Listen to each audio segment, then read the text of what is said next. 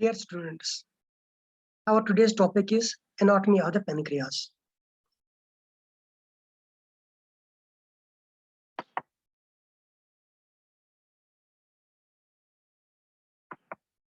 The objectives of the class are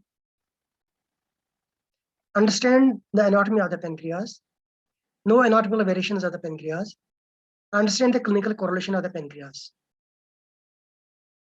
Pancreas has come from the Greek word pan means all, krios means flesh. Because it is so named because of its fleshy appearance. Pancreas is a soft, lobulated, and elongated organ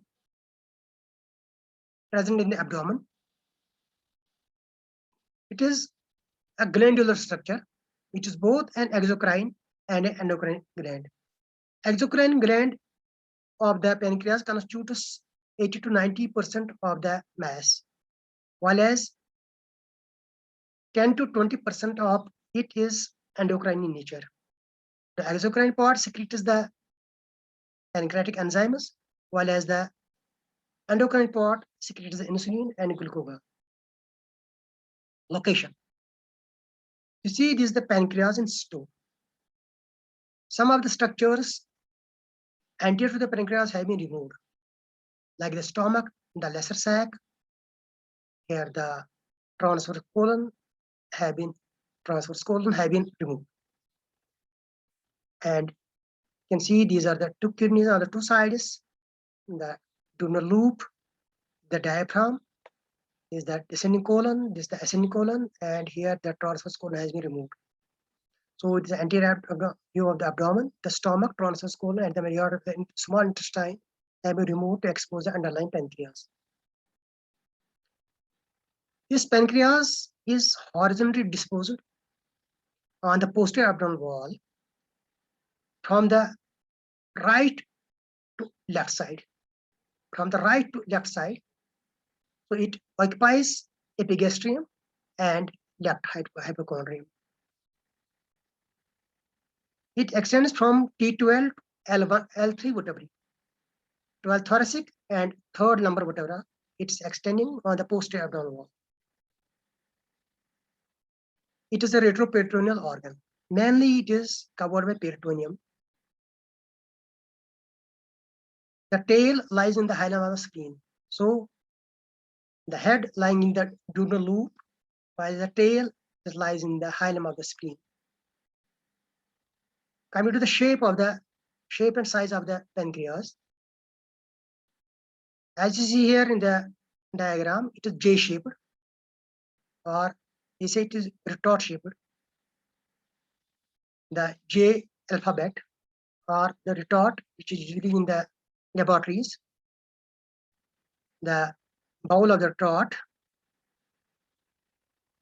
is the head, is represented by the head, while as the funnel that is represented by the neck, body, and the tail.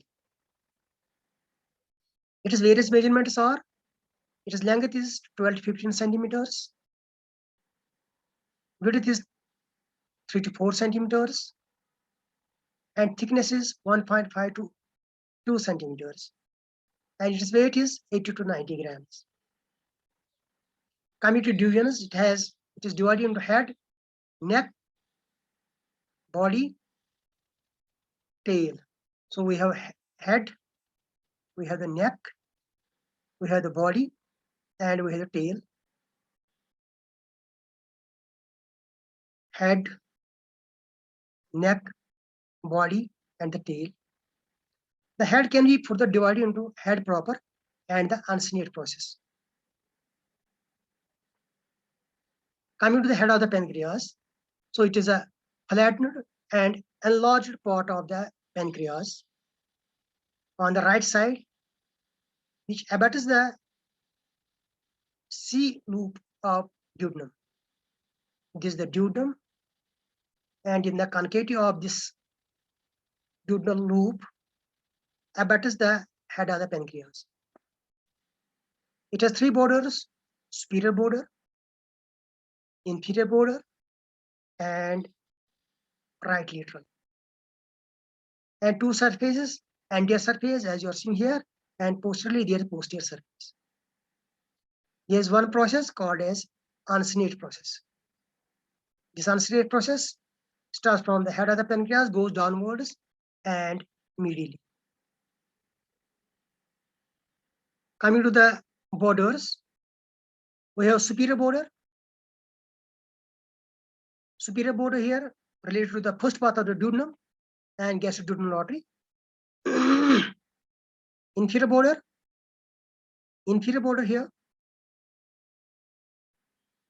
related to the third part of the duodenum and the superior mesenteric vessels.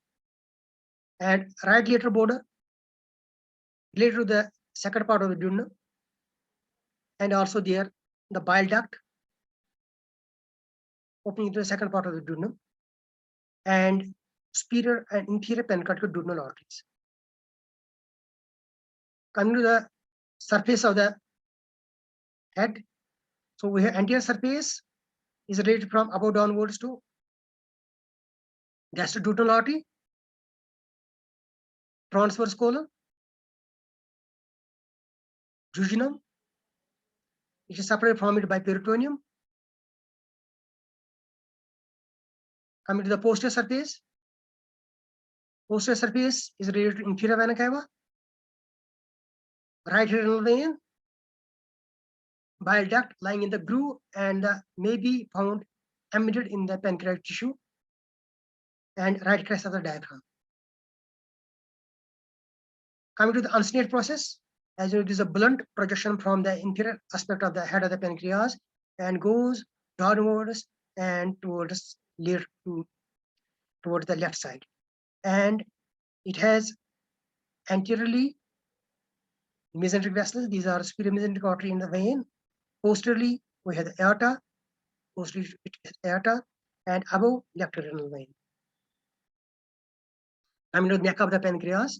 The neck of the pancreas is constricted part of the pancreas. It is about 2.5 centimeters length, and it has two surfaces, anterior and posterior, and two borders, upper border and the lower border. Anterior surface is related to the peritoneum covering the lesser sac and pylorus. Posterior surface is related to the superior mesenteric vessels, and the superior mesenteric vein and the portal vein. Coming to the body of the pancreas, the body of the pancreas is elongated, going from the neck to the tail. It has upwards and backward inclination. And if you cut a section of it, it is triangular in section. It presents three borders and three surfaces, and one process, what is called as tuber omental. This is tuber omental. Normally, the body of the pancreas, it is covered by stomach, peritoneum, and the lesser sac. So normally body is not visible, but a part of the body goes above the lesser curvature of the stomach and is visible anteriorly. That is called as tuber omental. Coming to the borders, anterior border. So the anterior border is attached root of the transverse mesocolon. Superior border is related to the celiac trunk, hepatic artery, and the splenic artery. Inferior border is related to the superior mesenteric artery. Come to the surface. Anterior surface